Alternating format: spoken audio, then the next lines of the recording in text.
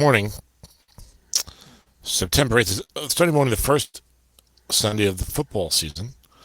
Of course, we had a Thursday night game between the Bears and the Packers. The Packers winning 10-3.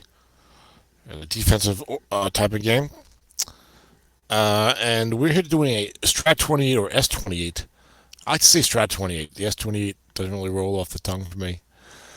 But anyway, Strat 28 draft recap show. Okay, so it's my first ever Strat 28 show. Strat 28 is a 2018 online Keeper Strat Football League that Dennis Crowley, my good friend, started 3 years ago.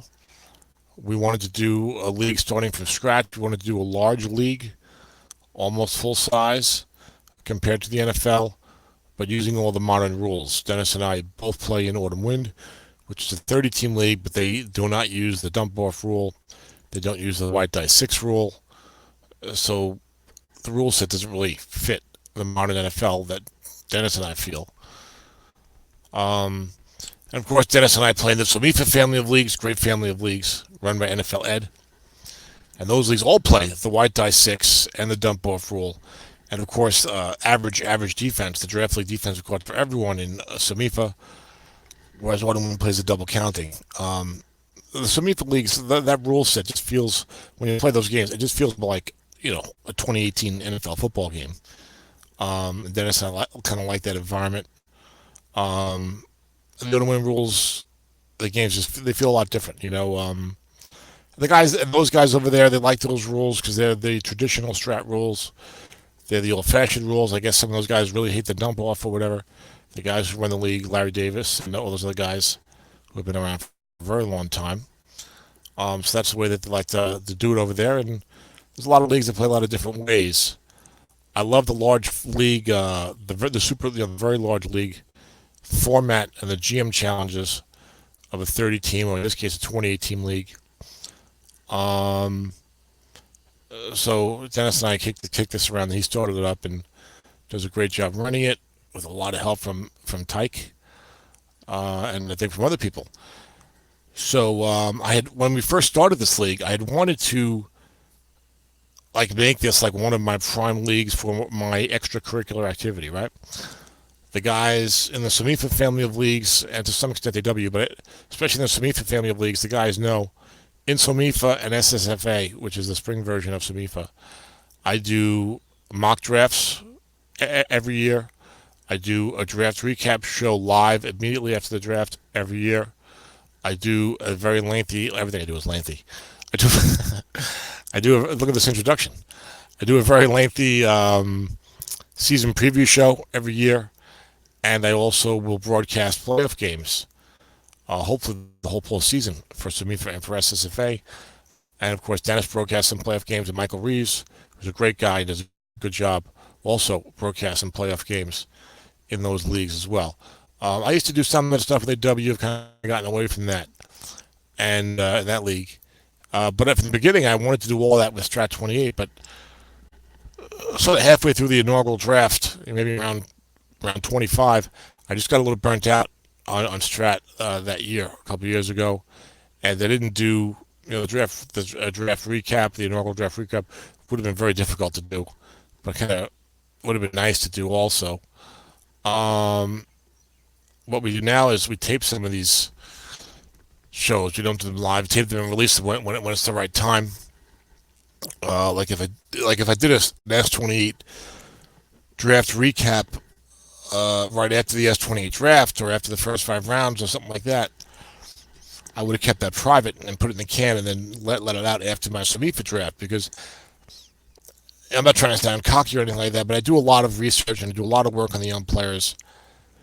And a few years ago, I was a little more forthcoming with my opinions, and I cost myself some players in Somifa, which is my most important fall league to me, although I'm really liking Strat 28 now. So I don't want to do that, right? So sometimes I'll tape a show, and then I release it after the Somifa draft. The Somifa draft is always the Saturday right before the football season. Now, Dennis, don't get mad at me for saying this, but Somifa is a 2014 league. We do a 10-round draft, okay? It's 240 picks, okay? We do it in 4.5 hours. Okay, it's not oftentimes less than that. Okay, we do it in 4.5 hours. Okay, that's basically one night of round one in S28. Okay, I like that we have the extra time for trading up and down in the first, second, third round, particularly. But I can commit a week and a half of my life to drafting football players in S28. You know, Samifa, it's one afternoon. So I greatly prefer that. I greatly prefer preparing. You do it live. You're in and out. You're done. The next 9 days, you don't have to look at anything if you don't want to. These multi-day drafts, Dennis does them in SFFDL. They don't bother me for summer sprint and battle royale single season leagues, but they're really bothersome to me for some reason in a rookie draft for a keeper league. Because it gets like the sixth or seventh round, and I'm like, I start to forget about it. I'm like, oh, is this draft still going on? I got to pick a player tonight. Ugh. You gotta spend time checking off all the guys and looking up guys, and you're gonna look up more information. It's like I'd rather just do all my research, bang, one day, 4 hours in and out, and I'm done. Um, but there's pluses and minuses both ways, and of course, one consideration. I have a disability, which a lot of you guys may know, and a lot of you guys may not know. So I don't work, and I don't have kids. So when you're working full time, and you may or may not have kids and a family life, hopping on and providing a list for one pick a day when where you can kind of catch up at your leisure is probably a lot easier than trying to set aside a bunch of hours one Saturday, or maybe having to take a day off of work. We have people who work on weekends and things like that, right? The one guy who works says, well, this is harder for me because he works at nights, and he's got to try to find a window to get in there and look at things. He only has 15 minutes to check off 27 names and then pick a guy. So maybe there's no perfect solution, and maybe this is the easiest for people who have time constraints. And that probably is where the priority should go, right? So I still wish this was something we could do to maybe speed it up a little more, and maybe especially as we do get into those last 5 rounds. I mean, I'd love to bang out the last 5 rounds. It's 140 picks. You could bang that out in 3 hours easily. That shouldn't be too hard. But who knows? So anyway, I had wanted to do a full S28 draft recap show from a few days ago, from the middle of the week. I hope I'm sharing my screen. I don't know if I'm sharing my screen. I am. Okay. From a few days ago, and Chuck Parrott, the Washington coach here in Strat 28, just did a tremendous job for me. I sent out an email request saying, can somebody organize the draft? Not only, and this is the draft grid. I added the colors, but this is the draft grid, and he cleaned this up as well to get rid of the times, which of course I didn't want to see. I didn't have to ask him to do that, and he did it. But I wanted these tabs, right, where you would see every team's draft class. You see the player, they're in order. You see what round they were taken in. Okay? You see all the trades they made this year. Okay? And he did this for all 20 teams for me. It didn't take him long to do it. I mean, what a tremendous job. I mean, really just a tremendous job. I mean, I couldn't be happier. It makes my job easy. Okay? Now, unfortunately, with my disability, I require home attendants to do certain things, and I just had a difficult time for a few weeks, and including this past week, and couldn't find the time to do the draft recap show. But I wanted to do it before the NFL games start because I want to give my opinions before these NFL guys step on the field for year 2 of their NFL careers, and not have my opinions colored by what happens on the field today. Now it's 11:40 a.m. in the East Coast right now. I'm a huge New York Jet fan. They're kicking off at 1 o'clock. So what I'm going to do is the following. I'm going to do a round 1 recap right here. It's going to be a quick mode, 80 minutes for 28 players. That doesn't sound that hard, right, Tom? 80 minutes for 28 players? Well, I just did 8.5 hours last night on the full for draft recap interactive show with everyone involved. And maybe, and then what I'd like to do is, so I'd like to get this out now, so you guys have this at least. and then probably, let's say, middle of the week this week, maybe Tuesday or Wednesday, hopefully, I'll do a team by team breakdown of guys' draft classes. Maybe I'll make that a live show. Maybe I'll announce that ahead of time so guys can listen in and be interactive. It's been awesome with Samifa. We did a card watching party back in back in the summer when the computer game dropped, whatever, a month ago. That was really a lot of fun. We did that in Samifa, and we just had everyone on. People either on webcam or listening, or maybe they had a mic but no cam, or they were just sending questions to me via Slack, and we just talked about the new cards. Everyone's got that league manager open, everyone's looking, and that was a lot of fun. So that sort of interactive format is something we did with the draft recap show last night in Samifa for 8.5 hours. I'm not even exaggerating.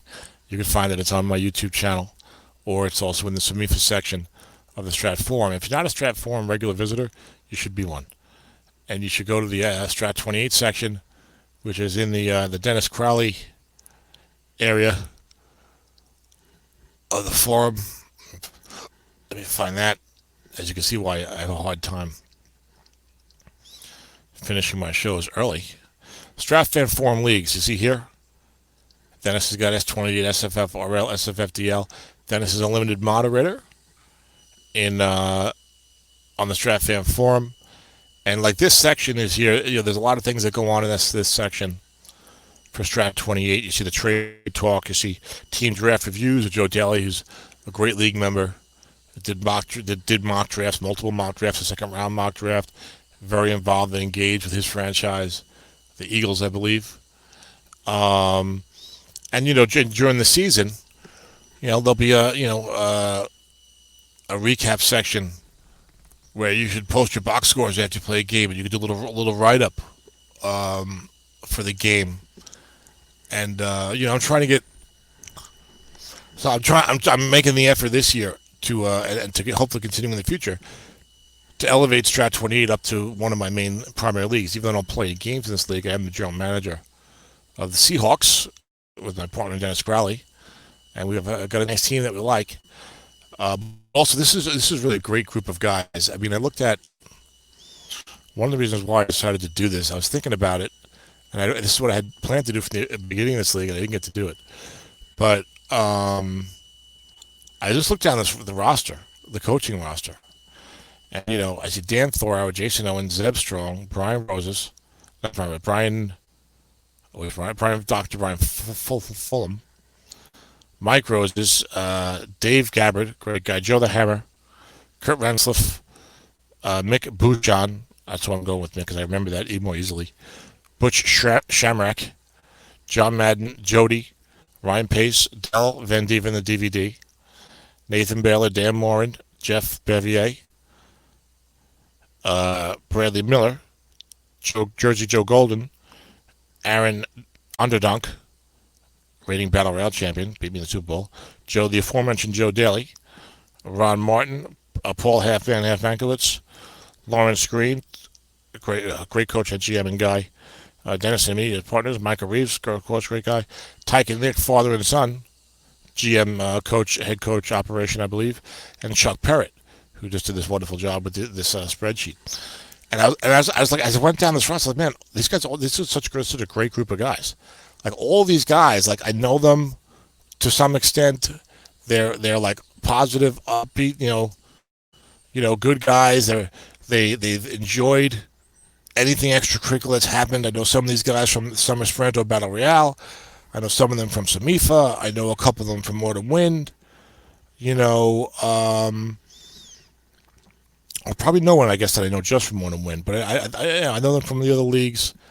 And I was like, and I just see the potential here for a league where the social camaraderie is there. And that really goes such a long way in these Strat leagues. I used to be like Dennis. I used to play in, a dozen leagues, 15 years ago or whatever.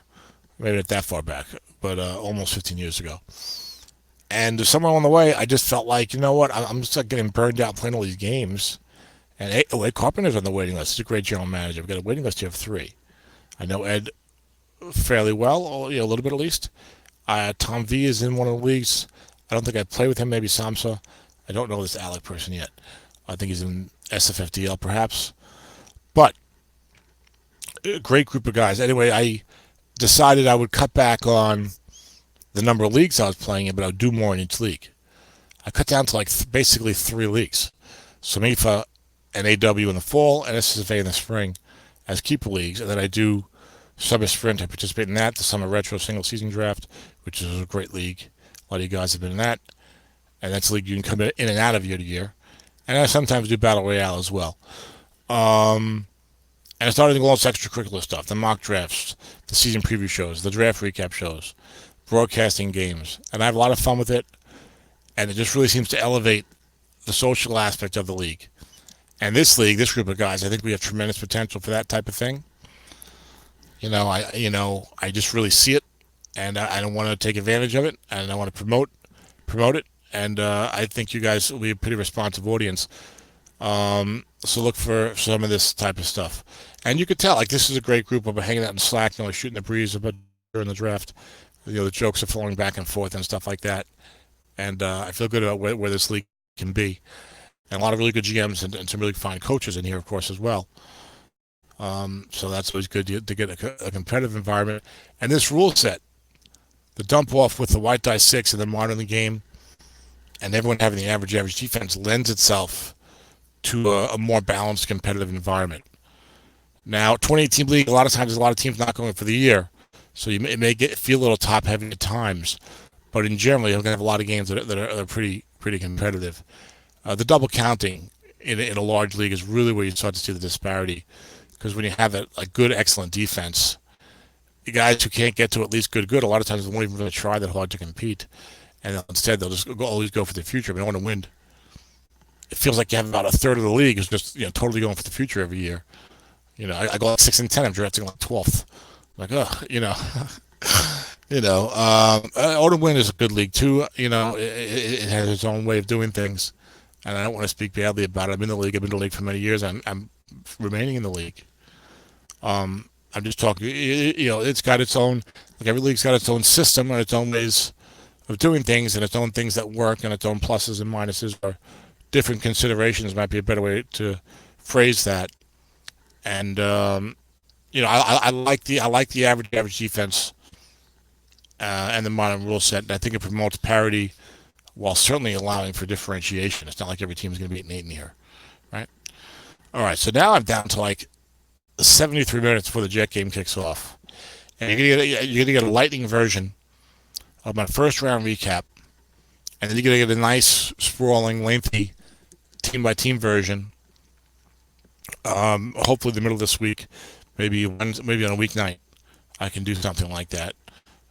Again, my tennis schedule, a little bit of a home tennis schedule, a little unsettled right now, and that's what's creating some difficulty trying to get this S28 thing out.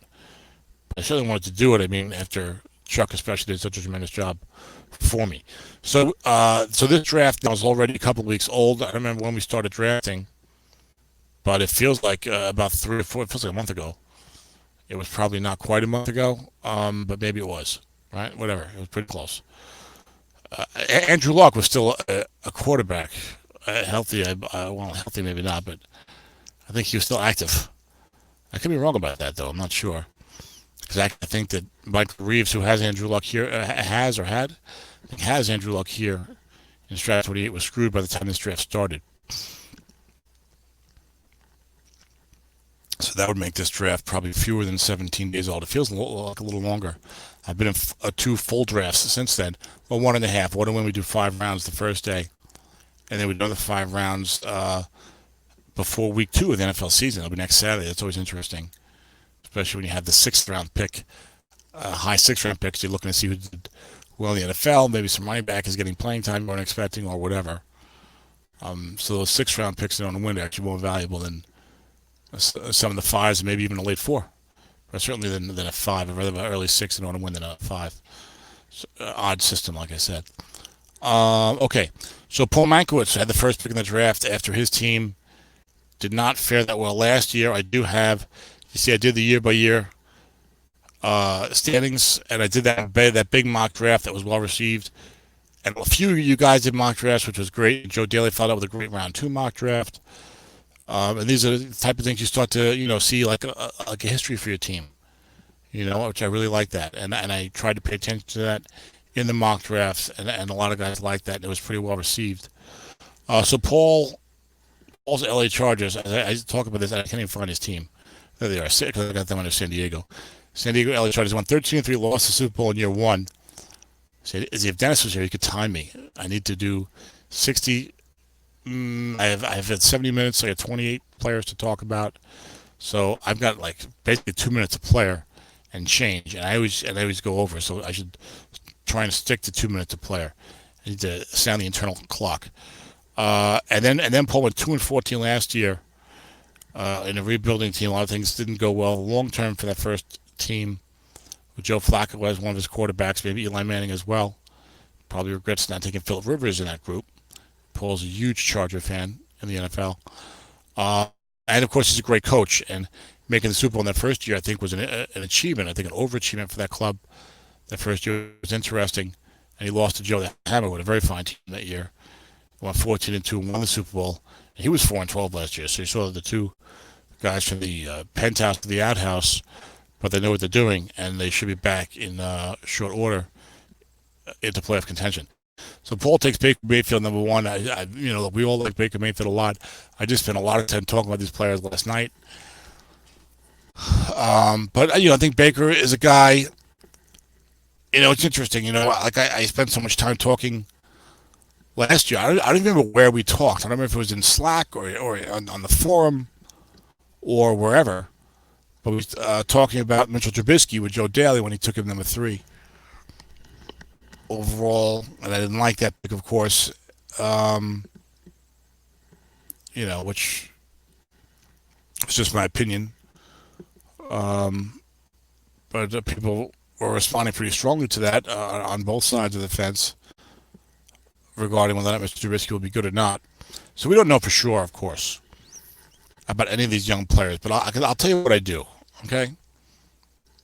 And I've been doing this now for at least 5 years, okay? And 6 or 7 years in some variation, but with the video work, probably at least 4 years, I would say.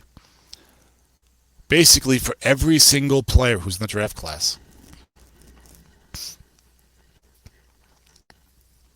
every single player, from Baker Mayfield to some undrafted backup safety on the Titans, okay? I will read up on the player. I will read the pre-draft stuff from the player. I'll read stuff from the local newspapers from the player. If you can find that online. I'll read stuff from The Athletic now, which is a paid subscription, but it's a really great source of NFL coverage and sports writing, in my view. I will go to YouTube and Google the college highlights of the player and the NFL highlights of the player. And, of course, I'm always clicking on ProFootballTalk.com like every day. If I'm on the computer, it's like every half an hour, I click on there, see if anything important happened. And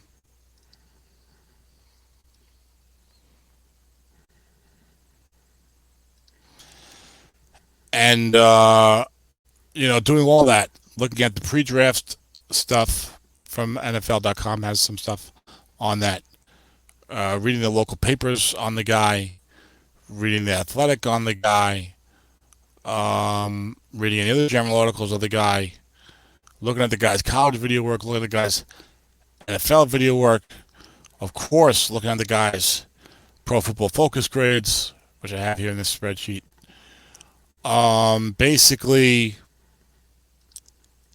after doing all that, I form an opinion of the player.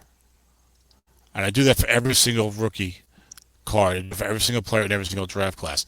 That's on top of the fact that I watched the NFL fervently all season. So if the guy is, a starting caliber player, I've probably seen him play at least to some extent.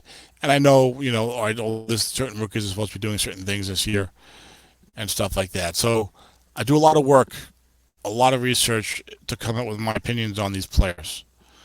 I'm going to be right sometimes. I'm going to be wrong sometimes. I'm totally comfortable with that. You want to pick out any draft class you want. Let's say from me for the last 5 years, I'll be happy to point out 3, 4, 5 guys in the first couple of rounds that I did not like who became good players. Right? I'll point out some guys that I liked who became terrible players. But in general, my success record is, I would say, pretty strong. And I would say that there's other guys who also have strong drafting records. For example, I think I'm as good and right there with any of them.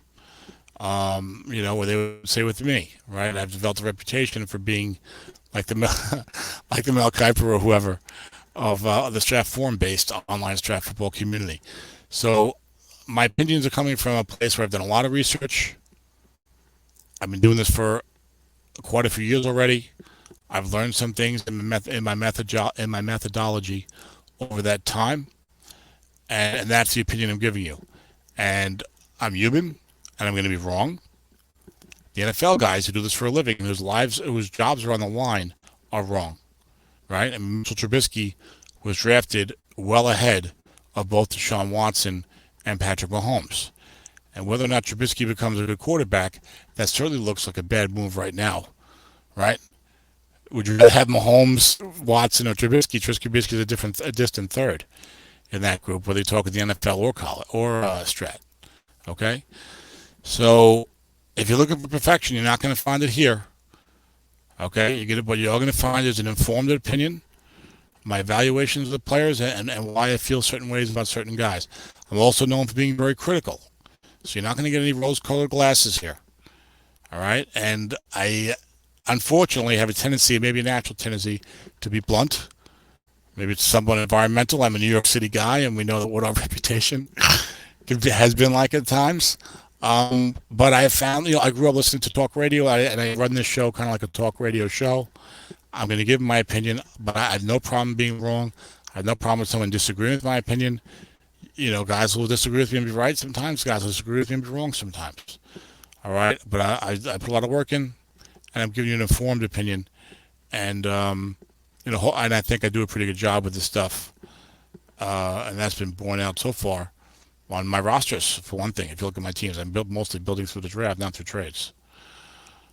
So I just wanted to get that out of the way. So I'm not trying to hurt anybody's feelings, and I try to be a little softer if I don't know you as well. But I guess sometimes I just can't help it, and it comes out. I hope I'm mellowing a little bit, but it doesn't seem to happen. I can hear Mick Bouchon and Dan Morin laughing in the background because I make this kinder, gentler Tom speech a couple of times a year, and then about 10 minutes later, I'm just killing a guy for drafting someone way too high. I was gonna say for drafting Bilal Nichols 24, for trading 2 picks to draft Bilal Nichols 24, but then we had to go to win draft where Bilal Nichols went 10th overall. So it doesn't make your move good, Michael Reeves, because someone else did the worst one. Now we're down to 60 minutes for 28 players, 2 minutes a spot. So Baker Mayfield, I think we all feel quarterback the hardest thing to project, right, in the NFL. Also because so much is on the line, and also because you have to draft them so highly, right? Like even the running backs, right? If you look at these running backs this year, and you're going to see access to some of my rankings. Now, these rankings you might see on the screen that I'm showing you now, they're not set in stone. All right, don't look at them and go, here, this guy first, here, this guy fifth. I mean, these are for my internal use. So, I'm doing the ranking, and I've got color codes that I won't go into right now, but I'm doing the ranking, but I'm the one who's going to be looking at them. So, I know, it's like I'll have some fun with it sometimes. I'm not saying it right here, but at one time I really liked Josh Jackson, right?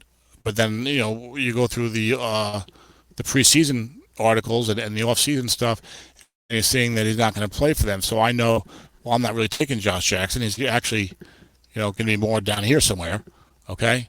But I didn't bother moving it. But I know that. I'm the one who's drafting. I'm not going to see his name. Okay, there he is, number 24. Time to draft Josh Jackson. No, I know what I'm looking at. So I'm not going to draft him. I loved Rashaan Evans. I was taking him over three of the guys ahead of him, but he happens to be behind them on my list because I didn't bother to cut and paste him around. But I'm the one looking at it, so I know what time it is. Especially the S28 draft, the multi-day draft format. where you have a year and a day to make the pick. Just ask Jody or Dave Gabbard. You know, these guys are are bogging down the draft interminably. We need a rule like, I don't know, the first round. Like once it gets to like 12 noon, if you're on the clock, you have 3 hours to make a pick. You can't sit there for 9 hours. Well, like Mick Bouchon's got to go to sleep because he wakes up at 5 a.m. on the East Coast. Or Nathan is trying to squeeze in like 12 minutes from hauling cargo throughout the Great West of the United States of America, and he gets to like find a freaking truck stop and get on his laptop and log in for 12 minutes, so that Dave Gabbard can take 9 hours trying to field the trade offer. You get a couple hours. Too bad. Make a selection. Anyway, it's Dennis's house. He makes the rules. I'm just saying. Now I have an hour. So anyway, so Mayfield. So the quarterback hardest thing to project. I think it's like because you're investing a lot in them. Like these running backs. Oh, that's the wrong year. What the hell is this? If you like David and Joke, you're in good shape. All right, hold on a second. What is this? Let me find the right file. Did I not bring everyone over, or did I just keep? Oh, I didn't break them out into tabs. I don't think for Strat 28 because with the format like that, I didn't have to. I left them all. Yeah, that's what I did. Okay. All right. So I'll go to my Sumifa file, which does have them broken up into tabs. We get the right one of that. This one's got them by tab. The other one's just got them all in one north-south scroll down, and I like it much better by tab because it's just so easy to during the draft. Like if I'm getting close to be on the clock, and it's a live clock, I can easily just click across and see who the top guys are and be like, oh, safety, okay. And what I do is like I'll unbold these guys. Like when James gets selected, I'll unbold him. I'll take away the color from his row, and now I know he's gone. So the next time I click on safety, I'm not misled by Derwin, and I see the other guys. Okay.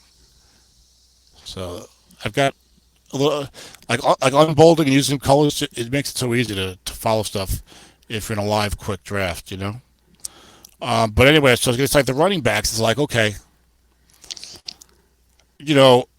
outside of Saquon Barkley, you're not spending a top 3 pick on these guys, right?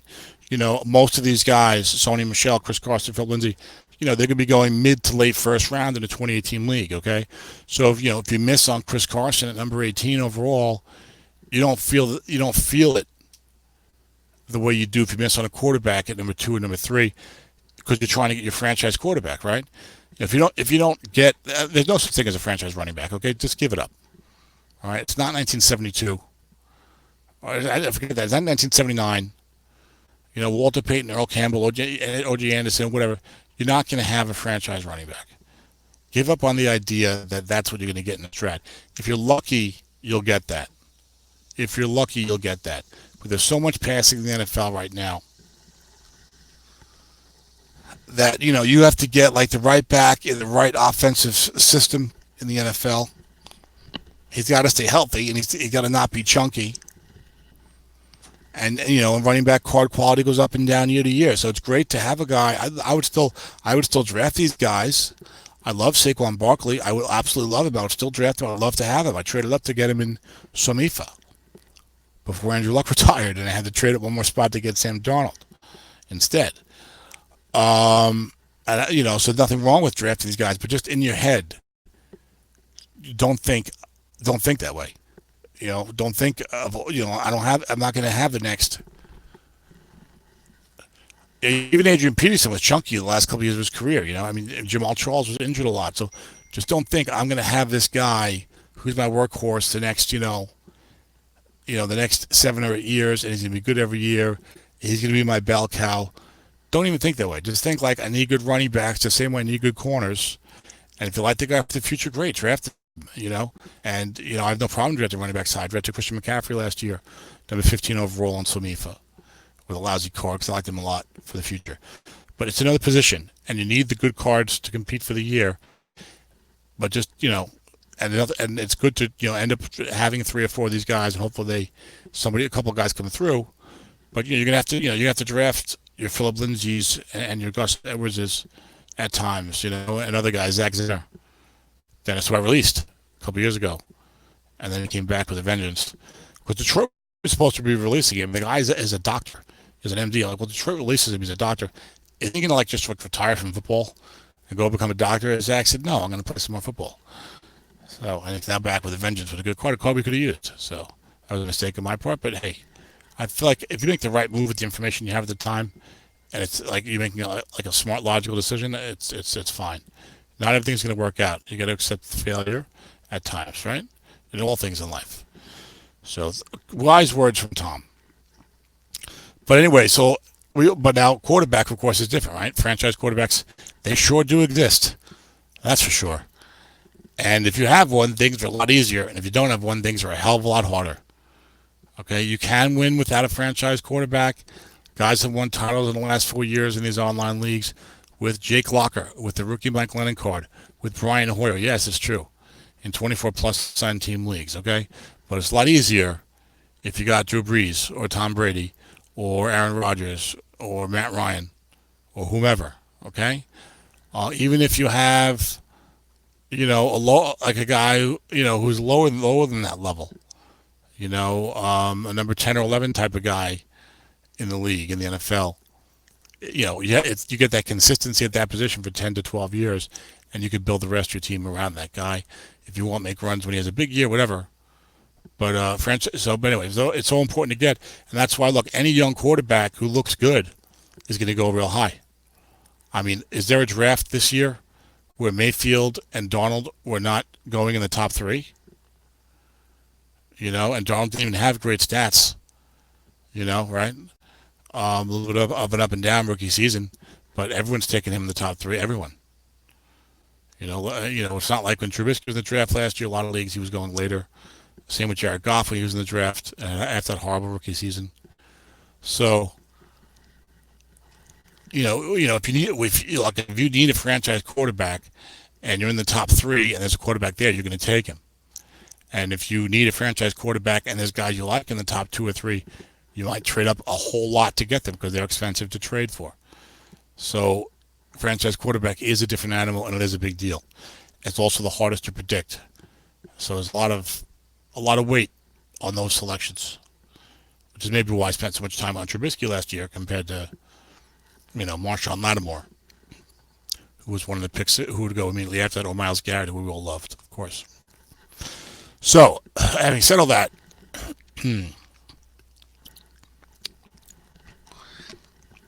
while it's very hard to predict what a young quarterback can do,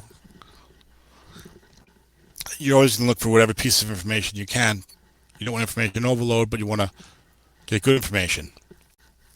And so here you got a guy, Baker Mayfield, who was a great player in college, was good enough to be the number 1 pick overall in the NFL draft, and then goes out as a rookie. He plays 14 games, 63.8 completed, 3,700 yards, and an NFL rookie record, 27 touchdowns.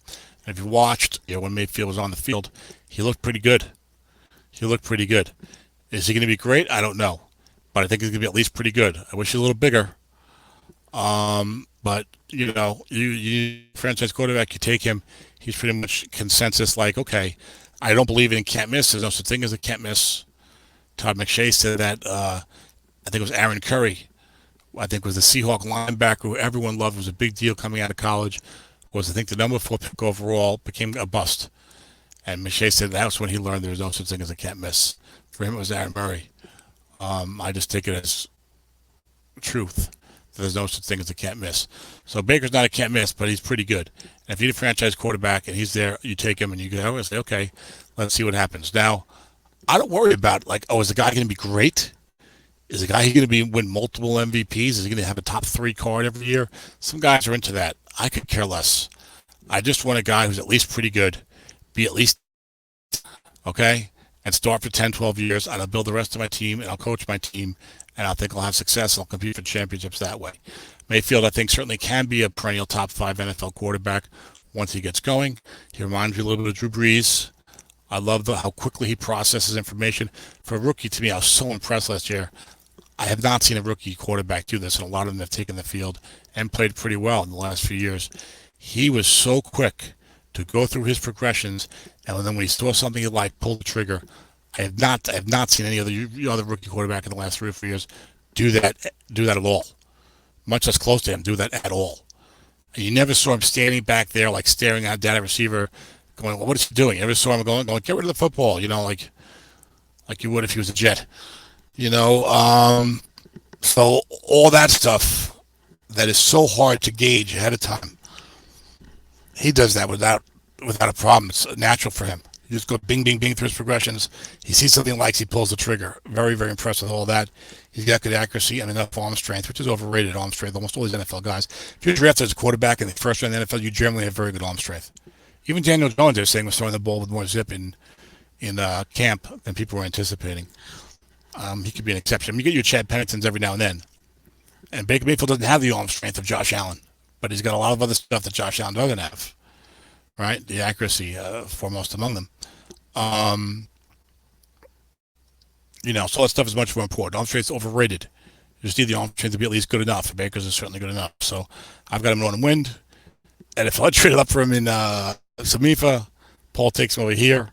So you get 3 pretty good GMs who will all be totally wrong if Mayfield's not at least pretty good. But again, quarterback hard thing to predict. I don't like the Browns' offensive tackles for this year. But Mayfield's pretty much an automatic consensus number 1 overall this fall. Number 2 was Dallas, Joe the Hammer. Joe Hammer, he's got Matt Ryan. Joe is the 2017 Strat 28 champion. Last year's champion was Nathan Baylor and his LA Rams. As Dennis and I were expected to compete for the championship, but we had some special teams mishaps. We blocked punts and fumbles, and we lost in our first playoff game. That was a dark day in Seahawk history in Stratomatic land. So this was an interesting scenario. We talked about this. Oh, this is so nice. Chuck Parrott deserves some kind of a prize. Now, give him a couple extra first-round picks next year on me. Not from our team. Give him a couple extra first-round picks right in front of Joe Daly. I'll tell him who to take, and it'll work out good. So, Chuck's got the trades here. Okay? And I'm trying to get a little more lightning round. I would say that and I go on too long.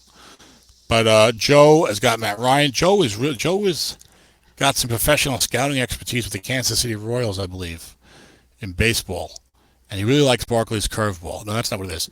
From many years ago, when he was involved in running some baseball website and stuff, so he brings a pretty knowledgeable sports background to his gig as Dallas Cowboys frontman here in Strat 28, and he likes Matt Ryan a lot. Why wouldn't you? 2 great cards out of 3.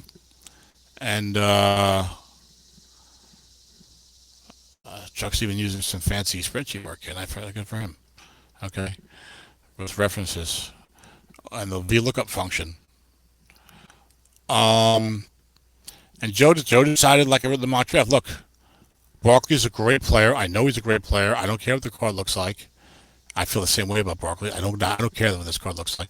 We all knew the card was going to suck. Well, some people held out hope, but most of us knew the card was going to suck and be incredibly chunky. But he's a tremendous player. He's just a great player. I say no one's a can't miss. I'm so confident in Barkley. I would love to have him. I feel like he's going to end up in the Hall of Fame. That's how good I think he is. So Joe says, I want him, and just to make sure, I'm going to trade up and give up a 2, which is expensive, to move from 3 to 2 and pass on Sam Darnold. Matt Ryan's not getting any younger, though he's still certainly got a good 4 or 5 years of gas in the tank at a minimum, and he's playing great football. And they brought Calvin Ridley in to help out, as Julio Jones is about 30 now. And Joe traded for Barkley. Interesting move there. I probably stayed home at number 3 and taken my chances. There's other running backs to draft later on. And if Joe Daly wants to play, I'll show you, and I'll take Barkley. When he's got Mitchell Trubisky as his quarterback, I'll take Sam Darnold, and I'll either keep him, make him the heir apparent to Matt Ryan, or maybe I'll trade Sam Darnold for a few things, which I think is something that could have easily been done. But Joe decided to go Barkley, and I can't blame him. You have a great quarterback, you put Barkley in there. Let's see what Barkley does the next few years. I'm not worried about him being chunky every year or whatever. With Odell Beckham gone, the Giants' offense might not be as good. So they might not pass the ball as well, and it helps the running back hard to Strat. I don't think Barkley is inherently chunky. I don't see anything in his style of play that makes him inherently boom or bust. So I'm looking forward to seeing what he does this year. And I love him so much. I would love to have him on one of my teams. I don't now because I had to draft Darnold because of Luck's retirement. Otherwise, I would have had Andrew Luck and Barkley. And we have Christian McCaffrey, 2014 league. So pick of Barkley there to Joe the Hammer at number 2, which I like. Then our man Joe Daly is trading over the board. He's done a good job with his team. He has not been able to identify the franchise quarterback. Now, I was going to tease Joe here. Why not, right? Because we have that type of relationship. I'm going to tease Joe here and say that I rescued the franchise. Because Joe had emailed me sometime back. I don't know when. Joe's would be steaming to hear this. 5 or 6 weeks back, whatever. Talking about what he should do at number 2 overall, which is where it was at the time, and blah, blah, blah. Joe was like talking about stuff. Well, am I better off, trading the pick down and building up the rest of my team? And, maybe Trubisky's going to be all right and blah, blah, blah, blah, blah. And I was just like, dude, Trubisky has got questions on him. Darnold looks pretty good. If you don't solve franchise quarterback, the rest of it doesn't matter. The rest of it really doesn't matter. I mean, I know guys can win other ways and stuff like that. But in this offensive rule set, and, I don't know Joe that well in terms of his draft football coaching ability and background, but I know that there are some really top-notch coaches in this league. So you're going to beat them to win that championship. You're going to beat them to make that Super Bowl.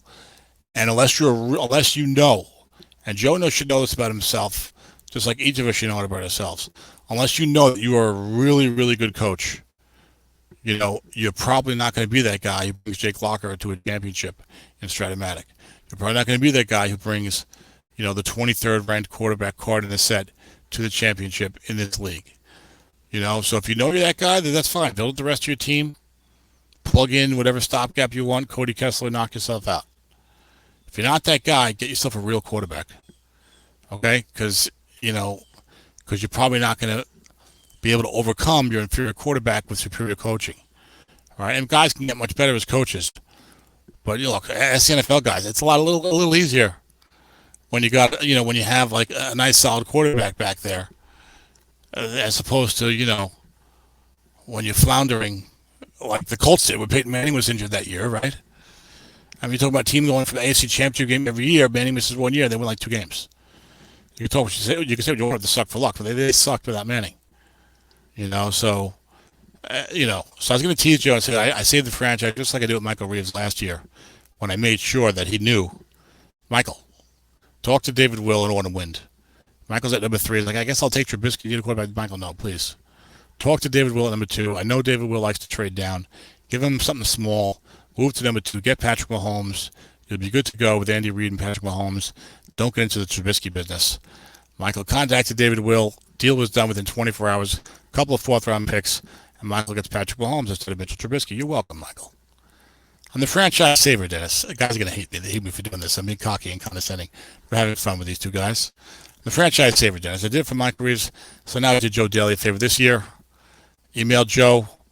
And yet after all that, Joe was still saying, I don't know, I might want to build my team. Barkley might be good, blah, blah. So then I had to lay down the gauntlet. I had to write down in the mock draft. I had to put it in writing, Joe. I had to write, Joe, you don't have a settled franchise quarterback situation. Darnold looks pretty good. You take Darnold. End of story. Laying down the gauntlet so that Joe now had to either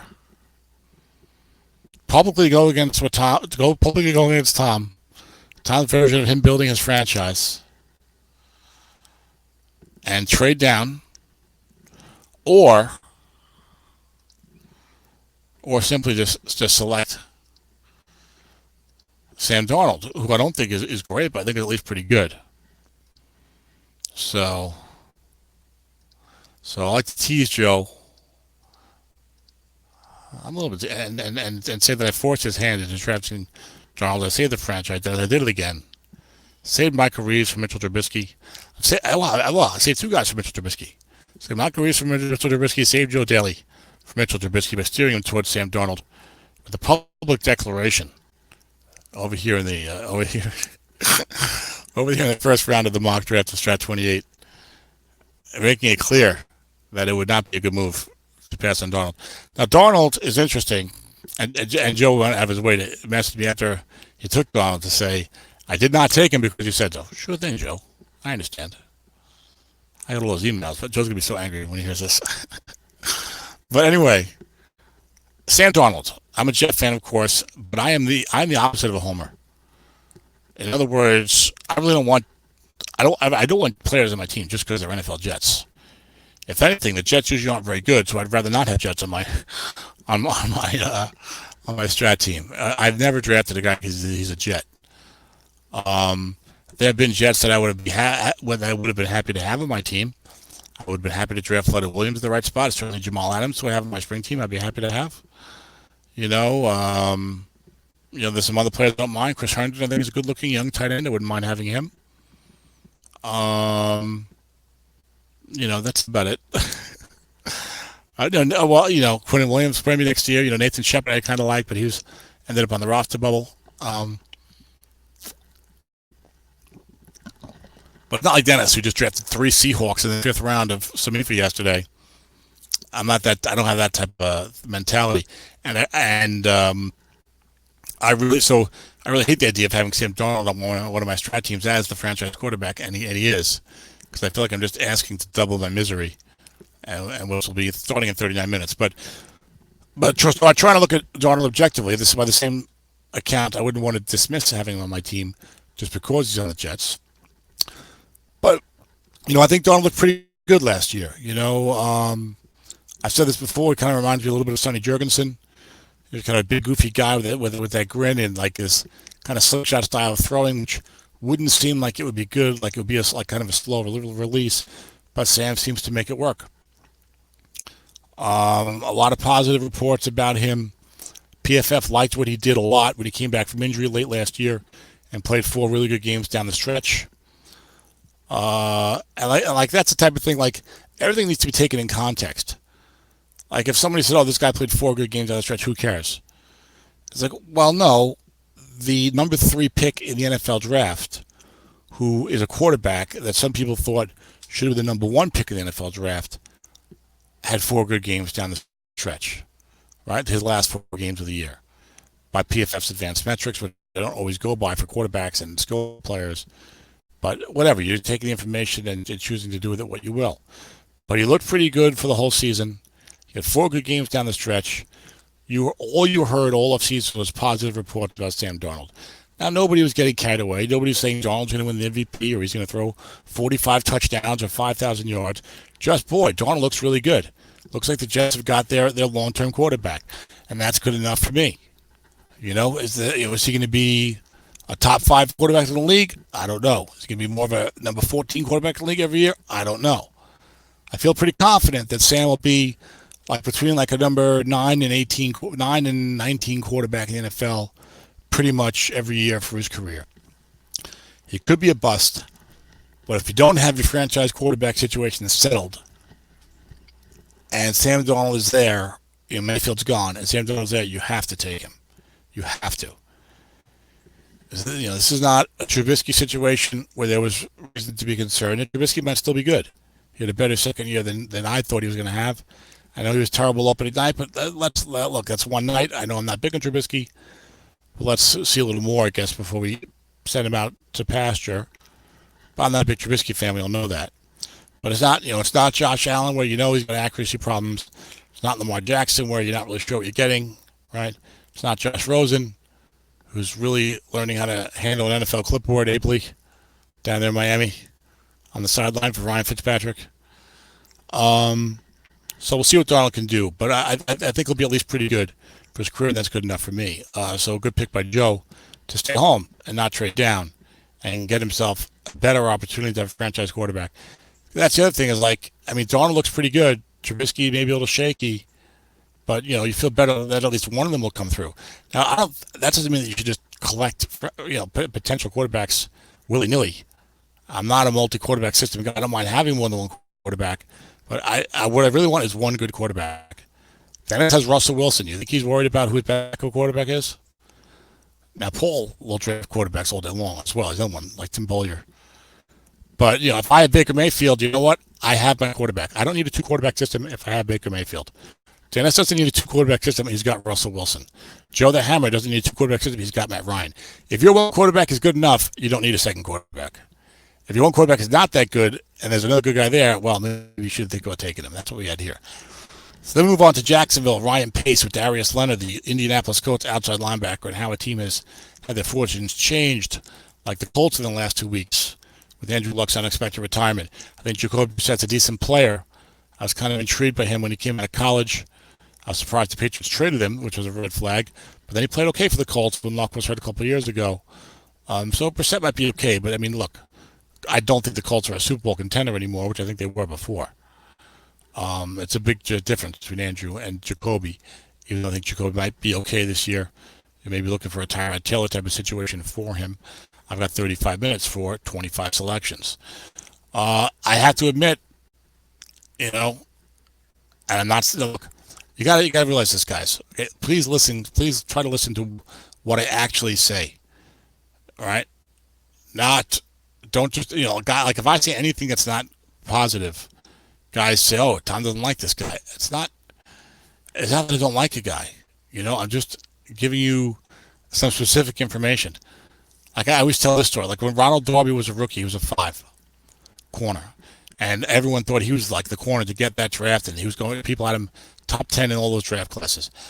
I researched Darby. I thought he was pretty good. I think he was great. I had him 20th on my draft board. Number 20 overall on my draft board. I do the draft recap shows, and Dennis or other people, oh, where do you have Ronald Darby? Oh, you got him way down there. Well, Tom doesn't like Ronald Darby, became the story. I'm like, he's 20th. I would spend a first-round pick on the guy. How do I not like him? If I didn't like him, I wouldn't draft him number 20 overall. But it became Tom doesn't like Darby. Why? Because I didn't like him as much as other people liked him. So, try to think of things that way and try to keep things in context. So what I was going to say was, okay, so I'm so ashamed to say that I watched Darius Leonard's video tape, and I don't see I don't see what makes him stand out, which really bothered me. I'm talking about after his rookie year, after he's an All-Pro, after he racked up all those tackles and stuff like that. Obviously, he's a very good player, and I was like, well, there's something wrong with me because I'm just not seeing him jump out at me in the highlights, and I was disappointed in that. I think he's a good, solid player, but obviously, he probably is a great player, and I would draft him here also. I just like wondering to myself, why am I not seeing the greatness I expected that I see when I look at Derwin James or Bradley Chubb, or in a different way, Leighton Vander Esch. But the guy had a great rookie year. The Colts defense is doing good things. He's a no-brainer to go 4, 5, 6 in this draft class. Ryan likes his defensive players. He's drafted a lot of defensive players, so very fine, solid pick. Now I've got to figure out what's wrong with me so I can learn to appreciate a player like Darius Leonard. Unless, of course, he slides backwards a lot, which would be kind of a shock. But then I'd feel like, okay, I guess that's what I saw. So we'll see how he does. But you got to draft him in there, 4, 5, 6, certainly. And then number 5, Buffalo. I think this was post-injury, right? I remember guys talking in the Slack channel about Derwin James' injury and what that's going to do with his draft stock. And Buffalo is Brian Fulham, Dr. Brian, as I call him. And he said, I'm going to take Derwin James anyway. Derwin James is a great player. I got to look like a minute pick here now. Derwin is a great player. Did have a little bit of injury history in college. Now he's got this injury, but it's only a broken foot. Like I said yesterday in the Samifa Draft Recap show, I worry about knees a lot. Right? Knee problems kill you. I worry about neck, like neck surgery. And I worry about backs. I worry about knees, necks, and backs. If you're a quarterback, your shoulder, but it doesn't happen that often. Andrew Luck. But knee, neck, and back. That's what I worry about for a football player. Broken foot, that's going to heal. And Derwin's a great player, and he's supposed to play probably the second half of this year. So I have no problem with that selection. He's a great player. I love him. Now, here things got interesting because most of these leagues, you were having the defensive guys go, right? You had Leonard and James here. Then you're getting some version of Leighton Vander Esch and Denzel Ward, and maybe Bradley Chubb if you like the pass rush. getting some version of those three guys coming off the board next. But here we went running back instead. It was Oakland with Aaron Onderdonk, who's a very good coach, taking Kerryon Johnson, number 6 overall. Kerryon's got a great card. I'm a big fan of Kerryon to the naked eye. I had thought he was going to be chunky based upon his NFL stats, which shows you it's really hard to predict these running backs. You may as well not even bother trying or discussing it, because we've all been trying for like 8 years and no one's got it right. The mix came up with some stuff this year that seems very helpful. See if we can do that again next year, Mick, a little earlier in the process, please. As I make demands on Mick's free time, he's coming off the injury. That's the only question, but I haven't had any problems with the way he looks coming off last year's injury. Really, really good player. I like him a lot. So I was just surprised because usually the running backs weren't going here in these drafts. And now you draft the 6 now he has to be that guy, right? Now he has to be that bellwether back, and he has to get good cards, because you get some of these guys get 1,100 yards and a 4.1 average, and you look at the Strat card and you're like, ugh. He's got a great rookie card, and Aaron is a good coach, and I'm going to guess he's got a pretty decent team. And he had some other first-round picks, and it's interesting, I didn't realize this. Aaron drafted 6. He also drafted number 11. And I think you switch his picks around, it makes a little more sense. They give Leighton Vander Esch at number 6, and then Kerryon Johnson at number 11. And then it's like, oh yeah, I can see that. So let's skip, so anyway, but he took Johnson first. I like Kerryon a lot. I really like him a lot. And I've had a pretty good track record with the young running backs in the last 3 or 4 years. Dennis, I'm wrong about plenty of things. I've been wrong about running backs too, and I will be wrong about running backs. But I think it's funny. Dennis told me, famously, in the inaugural draft of this league, we had in the 4th round, I wanted to draft Todd Gurley, who had a good rookie year in the NFL, terrible second year, like a 3.2 average or whatever, on an awful Rams offense. And that was the guy I wanted to draft in the 4th round. Dennis was like, oh my God, please no. I'm not exaggerating. He could not have been more despondent at the prospect of me drafting Todd Gurley in the 4th round there. He's like, can I get a veto, please? Can we each get a veto? I'm like, veto? I'm supposed to be the GM. What am I vetoing? Don't punt the ball here, whatever, and eventually he let me take him. And then after the fact, it's like everyone thinks you're crazy. I've spoken to everyone else, and they think the Gurley selection is horrible. And then the NFL season started a few weeks later, and they're like, oh, okay, he looks pretty good. And then he had 2 great years. He does the bendy, so, you're not going to get 7 or 8 years out of him probably. But I've done pretty well with the running backs. I've had a pretty good eye for them and stuff like that. And I like Kerryon a lot. So hopefully he does well. But again, with these running backs, it's not enough for them to do well to get good strat cards. So it can be frustrating for a GM. You got to build your whole team running back as one position. And Aaron, I know, has gone future to some extent and done a good job acquiring draft picks and trading veterans for draft picks and then drafting young players. And if you're drafting the right young players, then that format is going to work, right? So I have something of a trust in him from what I've seen. And when we do the show, the second part of the show during the week, we'll go through each team's draft class. And we can see if Aaron has earned that trust from me with this draft class. Aaron doesn't care. He's like, I think I know what I'm doing, Tom. Don't you remember I beat you in that battle royale? Well, yes, I do, Aaron. Thanks for bringing it up. All right, I brought it up. My bad. Let's get to number 7 now. Philip Lindsay, Arizona. Arizona, I think it's Kurt Retzlaff. No, it's the mighty Dan Thorauer. Well, Dan. Phil Lindsay's got a really good card. I'm not a big fan of his for the future or long term. And Dan probably has a pretty decent team for the year. Guys like to do well for the year. I understand that. But boy, Bradley Chubb, Leighton Vander Esch, even Quentin Nelson. I'm passing on those 3 blue chips for an undersized UFA running back coming off of an injury last year. I'm not doing that. I just wouldn't do it. I'll use a lousy running back. I got to build my team up. But maybe but we'll do a season preview show for this year as well. And maybe when I look at Dan Thorauer's team, I'll feel more like, oh yeah. Well, I'm not going to feel the way. It's just the way I am. I'm just not drafting a questionable running back in the top 10 over what look like blue chip players at other positions. I'm just not doing it. If that's what I want to do, I'm trading down. I'm going to get a running back second round, or I'm going to use some guys just not that great. And where Josh Adams go late third round, Zach Zenner late third round in this large league. So I don't care if the Phil Lindsay pick. I know Dan Thor out pretty well. We talk about this, so I can speak a little openly with him. I do think he's got a good idea of what to do with his franchise and how to build it up. So maybe it's good for the year. We'll see. I'll have to look at that, but I'm not a big fan of the Phil Lindsay pick. I don't mind Lindsay that much as a player. I'm not that thrilled with him. He was way down on my big board. Dennis, even if we didn't have Todd Gurley, I mean, we weren't drafting him in the top 40, personally. But I do things differently. I understand that. Then Mick threw the draft a little bit of a curveball, drafting Bradley Chubb, number 8. Not because Bradley Chubb is bad. By a lot of accounts, Bradley Chubb and Quentin Nelson were the two best players in last year's NFL draft. A lot of people were feeling that way at the time. And, so I don't have a problem drafting Chubb. We're not a double counting league.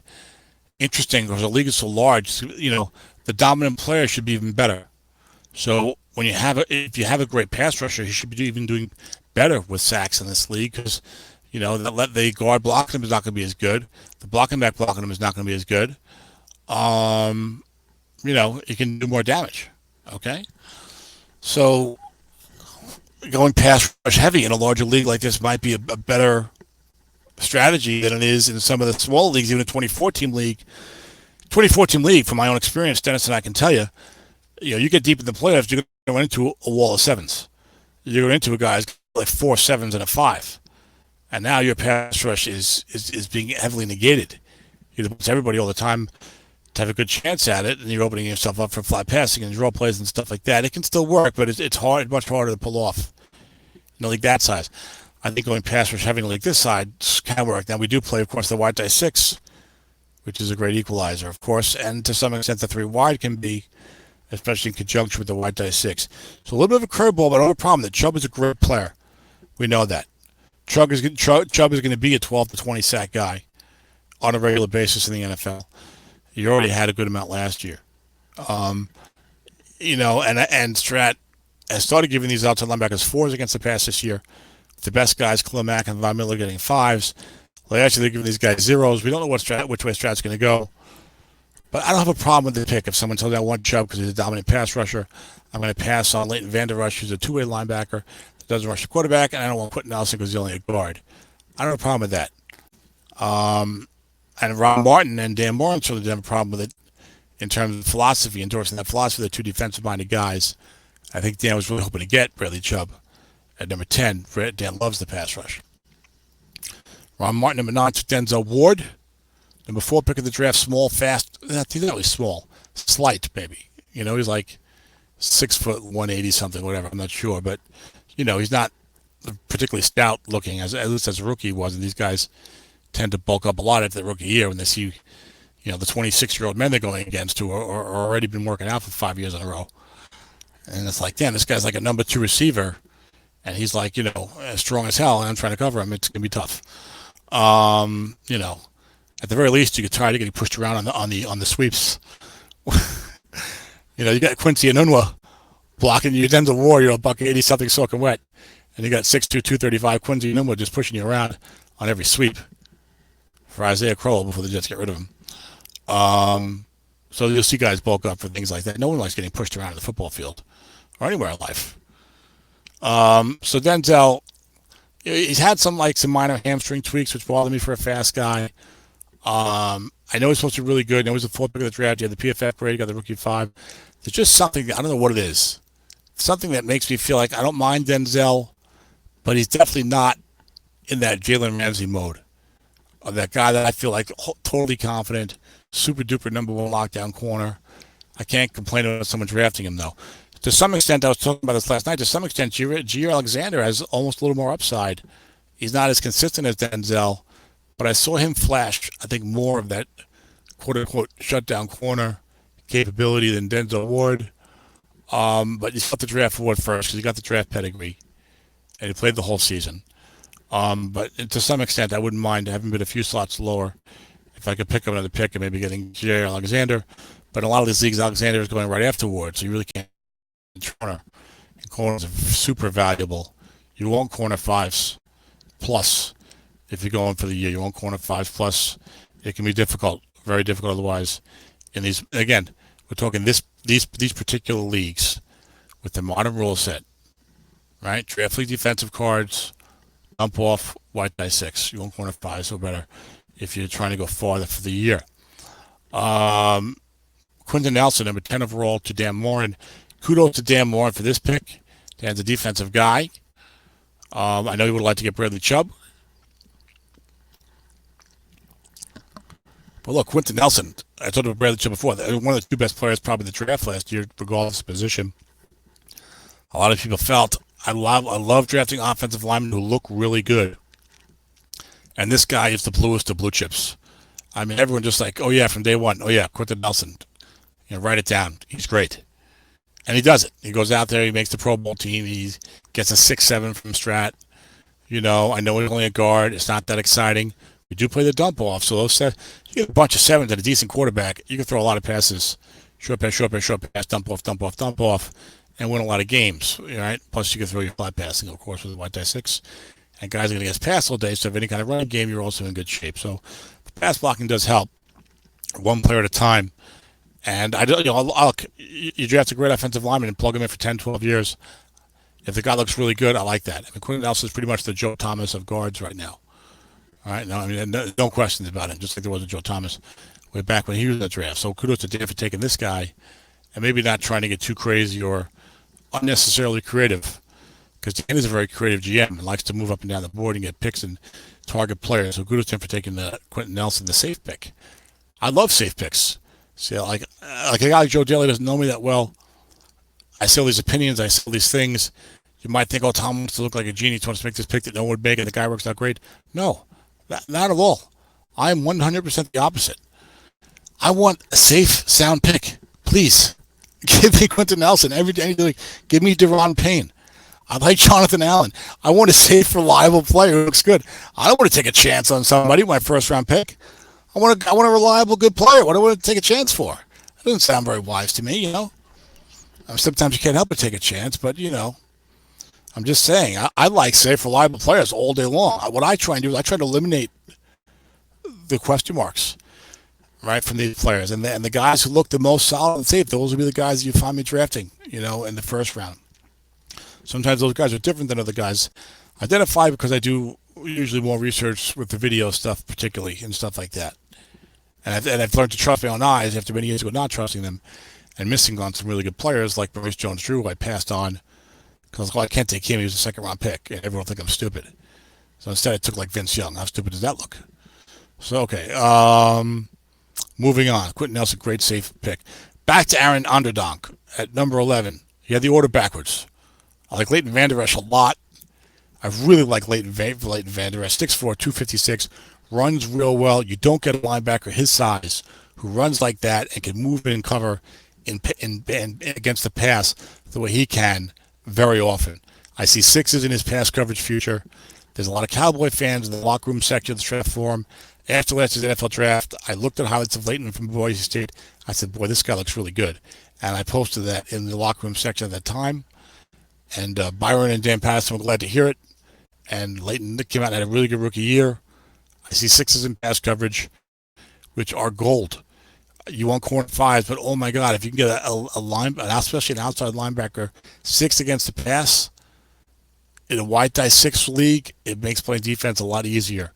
If you have a good secondary, an outside linebacker 6, then you can flood the other flats, right? And you are really almost taking away the offense's ability to throw a flat pass, as like the main part of their offense. And the flat pass is so easy and so strong with the white die 6 that if you can't hinder it in some way, it's very tough to play good defense in these modern leagues with the modern rule set. So I'm a huge fan of Leighton's, and I love getting him here at number 11. Let's change the order, and I like these first two picks. If you give me LVE number 6 and Kerryon Johnson number 11. Then the man, the myth, the legend, Michael Reeves, traded up, I believe, and I could find out because Chuck Parrott is a man among men. That's how I can find this out, Chuck. Look at this gorgeous thing that he did for me here. Are you kidding me? Every team, you got the coach's name, It's got the whole draft, got where the guy got taken, copy pasted the information over. It's got them in order by round. You didn't put like a little X when there were two guys in a round, so we knew which guy went second. And it's got the trades here. So now I, Tom Cook, doing the show, can tell you that Michael Reeves, big blowout Nichols fan, that Michael Reeves traded. Oh, he traded the other way around. Okay, I missed it earlier. Michael had number 8 overall. But in light of Andrew Luck's retirement, Michael said, you know what, I got a pretty decent team. And Luck's got a good card. And he's done. He's retired. Maybe he comes back in a year or two, but I can't bank on that. So I could either like get rid of Luck for, pennies on the dollar and try some half-assed plan of trying to get a new franchise quarterback, or like go 2-14 and hope I get Kyler Murray next year. Or I can say, Luck's got a good card. My team's pretty good. I'm going to go all out for this year. I'm going to go all out for this year, and then I'll break up the team next year. And maybe I'll be dealing with Tuava Galila, whatever the hell his name is, or that Clemson guy in the next couple of years. And Michael was formerly a protege of mine. Now he's a disappointment. But Michael makes some moves that I don't not understand when he's evaluating his franchises. But in this case, Michael, I think he made the right move. I think Michael made the right move. He's built a very strong team. I think he's going to be a legitimate Super Bowl contender in his conference. Just remember that it's 2018, Michael, and not 1974. And we played with the dump off and the white die rule. So all those tricks I taught you for this Summer Sprint League are not going to work in this environment. Okay? Watch what Dennis is doing and do what Dennis does. Watch what Ed does and do what Ed does. And watch these other good coaches. Go watch some EFA playoff games or some SFA playoff games.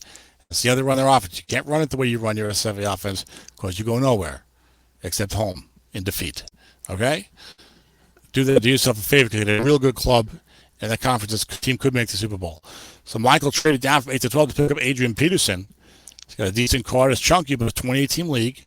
He's got Andrew Luck. He's got a good team overall, so I don't mind it. And he says, hey, in for a dime, in for a dollar. If I'm going to get one Hall of Famer who's a veteran, let me grab another one. And he takes J.J. Watt, who's in our draft because our league started 2 years ago, and J.J. hasn't played because of injury. So if you're going to take J.J. Watt, number 12 overall, with his injury history and his current age, you better have a real good team for the year, and Michael does. And J.J. is a 6'12". I want to guess he's a 4.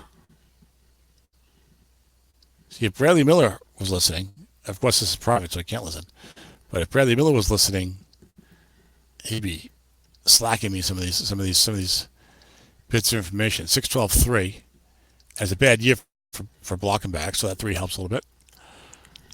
Michael takes J.J. Watt number 12, so instead of, so he's trying to give Andrew a grand send-off with J.J. Watt and Adrian Peterson joining what's already a good team, and other moves Michael made for the year. Kudos to Michael. I think he made the right decision.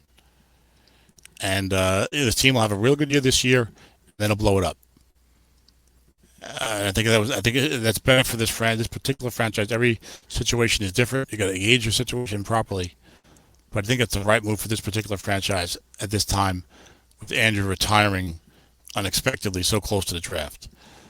Moving on, number 13, Jair Alexander. I like him a lot. He's a 5. What's not to like? He was, I think, maybe the 18th pick of the NFL draft or something like that for Green Bay. He's very smooth. He's very fast. He's very heady. He makes those great plays. You see the guys being able to dive in with one arm and flick the pass out the last moment. A little inconsistent as a rookie, a little full of himself as his top end quarters team to be, but very good player. I'm intrigued by him. I think he has a chance to become a perennial 6 type of guy. I certainly think he's got multiple 6s in his future. And kudos to Minnesota, Jeff Bevier, Skull, for grabbing Alexander, number 13. Number 14, only 11 minutes left, so I got less than a minute to pick now. Roquan Smith, to my main man, Zeb Strong. Zeb's an outstanding GM. Zeb is a strong GM and an even better coach. And so Mayfield, he only had one losing season. No, he had no losing seasons for like his first 10 Mayfield years. And then we mentioned it, and then he went 7-9. So our bad, Zeb. Sorry about that. By the way, jinxed him. He's going to run the ball. He's going to play solid defense. He's not that concerned about having a top flight quarterback, and he's going to just go 10-6 at a minimum anyway. And Roquan Smith was a guy similar to Darius Leonard, where his tape looked pretty decent, but it didn't leap out at me. I'd expect it to scream at me more with the athleticism. So I was I'm not sure. Maybe I'd rather have Tremaine Edmonds of Roquan, all said and done. I don't know. But top 10 NFL pick, everyone else was raving about him. So I would trust their instincts. He gets the rookie 5 against the pass. And now this was, of course, a couple weeks ago. Now, after watching that Thursday night game, like, whoa, Roquan was playing great in that game. If I was drafting after that game, I would say would have shot up my draft board. So now I'm like, oh, great pick for Zeb, getting Roquan Smith number 14. Some people say it was an inside linebacker, it's not as important. Well, look, Darius Leonard and Leighton Vander Esch are already gone, and Bradley Chubb for that matter. And so if you're thinking a real good player, I don't know what position he plays. If he's real good, just draft him and stop complaining. And Zeb doesn't complain. He's got that nice old school apply your nose to the grindstone mentality. So good, excellent pick there for Roquan. Looks even better than it did when Zeb made it. Just Jeff Bevier coming back into round 1, and I can now see why this is awesome. Tim Boyer's got work to do to match what Chuck Barrett has done here for this program. 9 minutes to go before kickoff for the Jack game. Jeff must have made a trade last year to get this pick, so I don't know what that trade was. But he has the pick now. That's what's important. He took Nick Chubb. I love Nick Chubb. You watch Nick Chubb in college, and it's like, oh my God, this guy looks amazing, looks unbelievable. And there was a bit of a timeshare, so he's not in college. So with Sony Michel among others, so he's not totally worn out with carries. He's chunky on the quad this year, and in his college highlights, I saw a lot of really long runs. So I would be a little concerned, unlike Barkley, that maybe Chubb is for some reason prone to really long runs as opposed to more consistent yardage. But I don't know. He just looks so strong. And look, acceleration to me is such a big deal.